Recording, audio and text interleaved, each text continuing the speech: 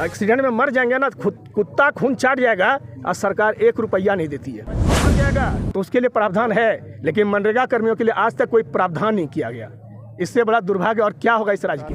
आप लोग का प्रदर्शन है, तो इसमें क्या किसी ने आप लोगों से, सरकार के मंत्री या पदाधिकारियों ने बात करने का प्रयास किया?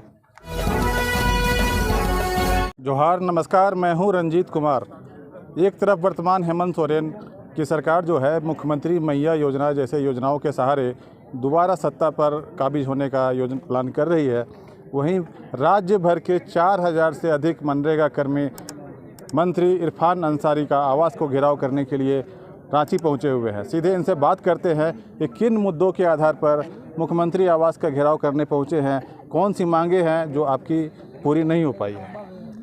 हम लोग 2007 से झारखंड में मनरेगा कर्मी काम कर रहे हैं और अपनी सेवा देते आ रहे हैं, और आज तक हम लोगों को अल्प मानदेय के अलावा कुछ नहीं मिलता है। यहाँ तक कि हमारे साथी जो कार्य करते करते अगर उनकी मृत्यु हो जाती है तो उसका कफन तक के लिए सरकार कुछ नहीं देता है।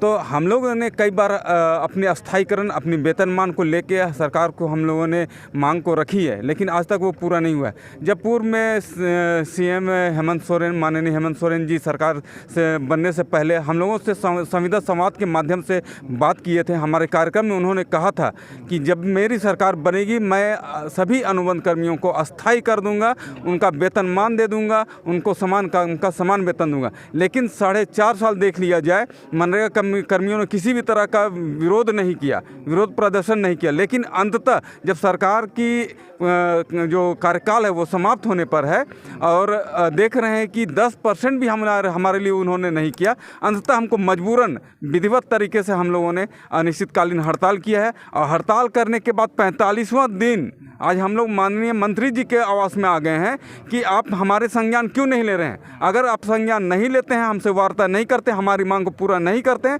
तो हम लोग यहाँ अनिश्चित हम लोग यहीं पर ही धरना में बैठे रहेंगे। और हमारी सिर्फ एक मांग है, जो आप एक आंख में काजल और एक आंख में सुरमा का जो लगाए हुए हैं, आप सचिवालय स्तर के जो मनरेगा कर्मी है उसको आप ग्रेड पे दे रहे हैं, और हमें जो मानदेय दे रहे हैं अल्प मानदेय, इसको हटाते हुए हमें भी ग्रेड पे दिया जाए। यही हमारी मांग है। ये 45 दिन से आप लोग हड़ताल पर हैं, तो आप लोग का काम आप लोग क्या करते हैं, ये जनता के लिए बताइए कि आप लोग का वर्क प्रोफाइल क्या है और कितना मानदेय मिलता है आपको? ग्रामीण क्षेत्रों में, सभी ग्रामीण क्षेत्रों में पंचायत होता है। उस पंचायत में जो ग्रामीण होते हैं, जो बाहर काम करने नहीं जा सकते हैं, वैसे मजदूरों को उन्हीं के गांव में, घर में हम लोग रोजगार देने का काम करते हैं। और 100 दिन की गारंटी है, और वो इस योजना के अंतर्गत वो अपना सिंचाई कूप बनाते हैं, अपना तालाब बनाते हैं, पानी संरक्षण की योजना बनाते हैं, आम बागवानी बनाते हैं, अबुआ आवास बनाते हैं, प्रधानमंत्री आवास बनाते हैं। इसमें हम उन मज़दूरों को हम लोग जो मजदूरी दर होता है उसको हम लोग भुगतान कराने का काम करते हैं, नई नई योजनाएं उनको लाभ देने का काम करते हैं। और हमें उसके एवज में जो, जैसे कि उसके जो भारत सरकार का जो मजदूरी दर है, उसमें राज्य सरकार 27 रुपये जोड़ के, मतलब राज्यांश से 27 रुपये जोड़ के उनको भुगतान कर रही है। लेकिन हम लोग जो राज्य के कर्मी हैं, मनरेगा कर्मी, उनको अपने मानदेय जो होता है मात्र 11,000 से 12,000 रुपया दिया जा रहा है। इसके अलावा और कुछ नहीं दिया जा रहा है। हमारा मांग है, जिस तरह से मजदूर को आप 27 रुपया दे सक रहे हैं, तो हमें भी राज्यांश से दिया जाए और हमारा ग्रेड पे किया जाए। मतलब मात्र इस महंगाई के युग में 11 से 12,000 रुपये में पूरे परिवार का भरण पोषण करना पड़ता है, जिसमें संख्या लगभग 4-5 तो परिवार में लोग रहते हैं, या उससे अधिक भी हो सकती है। तो ये जिस प्रकार आप लोग हड़ताल में हैं, तो क्या राज्य का जो विकास कार्य जो है वो तो प्रभावित हो रहा होगा? हाँ, उस पर कितना असर पड़ा है? जो हम लोग जब से हड़ताल में हैं, बहुत प्रतिकूल प्रभाव पड़ा है। और हमारे साथ साथ जो हमारे पंचायत सचिव जो है, पंचायत स्तर में जो काम करते हैं, वो भी हड़ताल में हैं। हमारे जो मुखिया साहब लोग होते हैं वो भी हड़ताल में हैं। मतलब गांव की सरकार पूरी तरह से ठप हो गई है, किसी भी तरह का योजना वहां तक पहुंच नहीं पा रहा है। सभी मजदूर त्राहिमाम है। लेकिन सरकार आज तक 45 दिन हो गया, इस पर ध्यान नहीं दे रही है। पता नहीं क्यों नहीं ध्यान दे रही है। त्राहिमाम मचा हुआ है हर पंचायतों में, हर ग्रामीण क्षेत्रों में, लेकिन सरकार इस पर ध्यान नहीं दे रही है। अच्छा, ठीक है। और जब मुख्यमंत्री हेमंत सोरेन जब नेता प्रतिपक्ष थे, जब रघुवर दास की सरकार थी, तो तमाम अनुबंध कर्मियों के साथ उनकी बातें जो होती थी, तो आप लोगों के साथ भी क्या बात हुई थी उनसे और किस प्रकार का आश्वासन मिला था? जी, सरकार गठन के पूर्व उनके द्वारा हम लोग के साथ संविदा संवाद एक कार्यक्रम कराया गया था और उस कार्यक्रम के माध्यम से उन्होंने इसे स्पष्ट रूप से कहा था कि ये पिछड़ा हुआ राज्य के बन के रह गया है। इसमें ऐसे बहुत सारे कर्मी हैं जो जिस पर सरकार निर्भर करती है और उसको अल्प मानदेय पर इतना कम पैसा पे खटा रही है पूर्ववर्ती सरकार है। तो जैसे ही हमारी सरकार आएगी तो हम इस राज्य से अनुबंध संविदा का नाम ही खत्म कर देंगे और सभी को ग्रेड पे अस्थायीकरण का स्वागत देंगे। तो सरकार बनने के बाद आप लोगों ने कितने बार प्रयास किया कि उनसे मिलकर अपनी बातों को पहुंचाएं? या जो माननीय विभागीय मंत्री जो है अब इरफान अंसारी जी, पहले आलमगीर आलम थे, तो उनसे कितनी बार वार्ता हुई, कुछ इस तरह का मैसेज आप लोगों ने दिया? जी, मंत्री जी के साथ हम लोग अभी तक 4 से 5 बार मुलाकात हो चुकी है और आश्वासन के सिवा कुछ भी नहीं मिल पाया। जहाँ तक मंत्री जी, पूर्व मंत्री जी से संबंध में आप लोग जान रहे हैं, आलमगीर महोदय के साथ बहुत हद तक की सारी बातें तय हुई थी, लेकिन दुर्भाग्यवश कहिए या जो भी कहिए, कोई भी चीज़ धरातल पे हम लोगों को मिल नहीं पाया। उन्होंने आश्वासन तो बहुत सारा दिया, लेकिन हम लोग कह भी सकते हैं कि उनके द्वारा आश्वासन के सिवा कुछ भी हासिल नहीं किया गया, कुछ भी नहीं दिया गया। तो किसी प्रकार की पहल नहीं की गई? नहीं, कोई पहल नहीं, और ना ही विभाग स्तर से ना सरकार के स्तर से हम लोगों को आज तक कुछ भी प्राप्त नहीं हुआ है।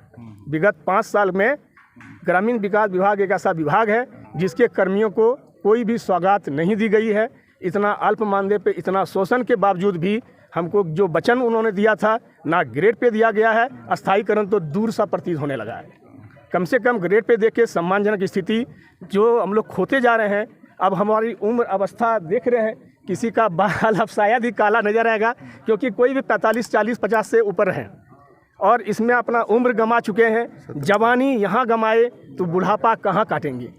इस बात का सरकारों को ख्याल होना चाहिए कि अपने कर्मियों के हितार्थ जल्द से जल्द, चूँकि 45 दिन बीत चुका है और हम लोगों ने कभी विरोध नहीं किया, बावजूद अब अंत समय आ गया है, अब हमारे पास विरोध के सिवा कोई रास्ता नहीं बचा। तब हम लोग आंदोलन पर आए हैं और उनसे यही कहेंगे कि जितना जल्द हम ग्रेड पे का सौगात देकर इसको ख़त्म किया जाए, क्योंकि हमारे ग्रामीण क्षेत्र के मजदूर भाइयों का पर्व त्यौहार सभी हैं, हम लोगों के समक्ष भी है। अभी देखिए आज का घटना है कि 2 महीना से मानदेय वगैरह नहीं मिलने से एक मेरा मनरेगा कर्मी भाई देहांत कर चुके हैं। बीमारी थोड़ा हो गया था उनको, 1 सप्ताह से बीमार थे और आज डेट भी कर गए। आप सोच के देखिए, मैंने एक्सीडेंट में मर जाएंगे ना, कुत्ता खून चाट जाएगा और सरकार 1 रुपया नहीं देती है। मजदूर मर जाएगा तो उसके लिए प्रावधान है, लेकिन मनरेगा कर्मियों के लिए आज तक कोई प्रावधान नहीं किया गया। इससे बड़ा दुर्भाग्य और क्या होगा इस राज्य के लिए। तो ये 45 दिन से आप लोग का प्रदर्शन है, तो इसमें क्या किसी ने आप लोगों से, सरकार के मंत्री या पदाधिकारियों ने बात करने का प्रयास किया? देखिए, इस बीच में हम लोगों ने कई चरण में, यूँ कहें कि इस चर्चा के हिसाब से कई चरण में बात हुआ है। जैसे एक से प्रथम चरण में हम लोगों ने माननीय मंत्री से हम लोग मिले और मिलने के बाद हमारी जो मांग है स्थायीकरण और ग्रेड पे, इस विषय पर बहुत ही हम लोग शालीनता के रूप में रखें। उन्होंने कहा कि ठीक है, हम इस विषय को देखते हैं। शुरुआती काल था, हमारे पास तो टाइम बहुत कम है। उसके बाद फिर इनके माध्यम से हम लोगों ने सचिव से भी मिले और संयुक्त सचिव से भी मिले और हम लोग एक ही मांग रखे कि जो हमारा स्थायीकरण वाला मैटर है, सचिव स्पष्ट बताई स्थायीकरण वाला मैटर संपूर्ण सभी संविदा कर्मी का है, इसलिए माननीय मुख्यमंत्री का मैटर है। लेकिन हम लोगों ने बोले कि ठीक है महोदय, कि आपके ही जो मनरेगा सेल है, वो मनरेगा सेल में आप वहाँ पर ग्रेड पे दे रहे हैं और हमारा जो क्षेत्र कर्मी है उन्हें अल्प मानदेय पर शोषण किया जा रहा है। इस पर तो न्याय होना चाहिए। तो उन्होंने उस समय जो बात हुआ कि नहीं ठीक है, आप लोग का भी उनके अनुरूप आपको ग्रेड पे दिया जाएगा। लेकिन कालांतर में हाल में हम लोगों ने फिर से मनरेगा आयुक्त से हम लोग एक शिष्टमंडल हम लोग वार्ता किया, तो बिल्कुल ही कथनी और करनी में एक फ़र्क महसूस हुआ। उन्होंने स्पष्ट ये कह दिया कि हम आपको ग्रेड पे नहीं दे सकते हैं। जब हम लोगों ने कहा कि जब एक ही नियमावली है और एक ही मद से आपका भुगतान हो जा रहा है, जबकि हमारा 2007 में नियमावली के तहत हमारा अपॉइंटमेंट हुआ है और उन्हें 2010 का नियम मिली। फ़र्क ये है कि उनका नियमावली में वो लोग, चूँकि वो लोग के नज़दीक रहते हैं, उनके संपर्क में रहते हैं, तो उनके नियमावली में वेतनमान जोड़ दिया गया। तो ये कहाँ का न्याय है? जब उनको आप वेतनमान ग्रेड पे दे सकते हैं तो हमको क्यों नहीं? तो उनके पास इस तरह का अथॉरिटी कोई जवाब नहीं था, एक ही जवाब कि वे लोग कम थे इसलिए उनको ग्रेड पे दे दिए, आप लोग ज़्यादा हैं इसलिए दे दिए। इसी विषय पर तमाम चीज़ों को हम लोग देखते हुए जो अंतिम रूप से हम लोग निष्कर्ष रूप में इस मुद्दे पर आए हैं कि माननीय जो ग्रामीण विकास मंत्री डॉक्टर इरफान साहब के पास हम लोग अंतिम एक क्या कहिए दरबार में आए हैं, घेरा डालो डेरा डालो के तहत, और हम लोग इस विश्वास के साथ आए हैं कि इनके पहल से हम चूँकि ये सभी जानते हैं, इलेक्ट्रॉनिक्स मीडिया प्रिंट मीडिया के माध्यम से हम लोग इस विषय को जानते हैं कि हमेशा जो ब्यूरोक्रेसी है, सचिव हो सेक्रेटरी हो, विभिन्न एनोकरण प्रकरण से उलझाने का काम करते हैं। हम माननीय ग्रामीण विकास मंत्री को आपके माध्यम से रिक्वेस्ट करना चाहेंगे कि आप विषय वस्तु को देखें, बिल्कुल ही लीगल पॉइंट है, उनका नियमावली हमारा नियमावली बिल्कुल बराबर है। तो हमको एक मेरा कम वेतन दे के हमें शोषण किया जाए और उनको मालामाल किया जाए, 42,000 से 70,000 का मानदेय दिया जा रहा है। इस तरह का दोरंगी जो नीति है, इस पर आप महोदय इस पर हस्तक्षेप करें और तत्काल अपने संज्ञान में लेते हुए सचिव और मंत्रालय में अपने इस विषय वस्तु को तत्काल ले और अपने स्तर का जो है हमारा जो ग्रेड पेयर का जो फाइल है उन पे अनुमोदित करके इसमें निश्चित तौर पे एक आपको ये भी बता देना चाहते हैं कि जो हमारा मनरेगा एक्ट है, ये दोनों एक्ट में जब हमारा 2007 में नियमावली में भी और 2010 में भी जो उनका हुआ उसमें स्पष्ट भी है कि इनका भुगतान कंटीजेंसी से और राज्यांश जरूरत पड़ने से राज्यांश की आवश्यकता पड़ेगा। तो हम ये कहेंगे कि हमारे ग्रेड पे के लिए हम फाइल भेज दें, जो भी राज्यांश की आवश्यकता पड़ेगा वह वित्त विभाग और माननीय मुख्यमंत्री देखेंगे। इसी उम्मीद और विश्वास के साथ हम लोग इस पर अड़ेग हैं कि निश्चित तौर पे ये माननीय ग्रामीण विकास मंत्री हमारे मांग को पूरा करना पड़ेगा और आशा नहीं उम्मीद है। और निश्चित जो ग्रामीण क्षेत्र का हमेशा हमें हाल के आप लोगों ने ये एक स्टेटमेंट भी देखे कि मनरेगा कर्मी हमला हमारा दिलों का टुकड़ा है। तो जब इस तरह का एक रहनुमा के जैसा बात कर रहे हैं तो हम इस रहनुमा से आशा और उम्मीद करेंगे कि हमारा ग्रेड पे का जो मसला है जल्द से जल्द सॉल्व करें। बहुत बहुत धन्यवाद। नहीं तो हम लोग के पास जो अभी सूचना है कि ग्राम्य जो मंत्री हैं अभी आवास में नहीं है, कहीं बाहर गए हुए हैं और अभी जो है चुनावी समय भी आ गया, सब लोग चुनावी मोड में, अभी दिल्ली गए हुए थे चुनावी रणनीति पे चर्चा करने के लिए। तो जब चुनावी का जो समय होता है तो लोगों का ध्यान अलग चला जाता है। आप लोगों की मांगों पर कितना ध्यान दे पाएंगे और आप लोग कब तक इंतजार कीजिएगा उनका? हम ये बताना चाहते हैं कि जितना भी चुनावी रणनीति बना लें, यहाँ सभी लोग चुनावी रणनीति के बारे में जानते हैं कि जितने बार मनरेगा कर्मियों को छला गया है या जितने लोगों ने छला है, आप देखिए वो दोबारा नहीं आए। इसका एग्जाम्पल है, आप देख लीजिए ददई दुबे जी को, जिन्होंने वादा करके नहीं गया, आज दोबारा नज़र नहीं आ रहे हैं। सिद्धार्थ ये केएन त्रिपाठी जी को देख लीजिए, नीलकंठ सिंह मुंडा हैं लेकिन वो भी हाशिए पे हैं।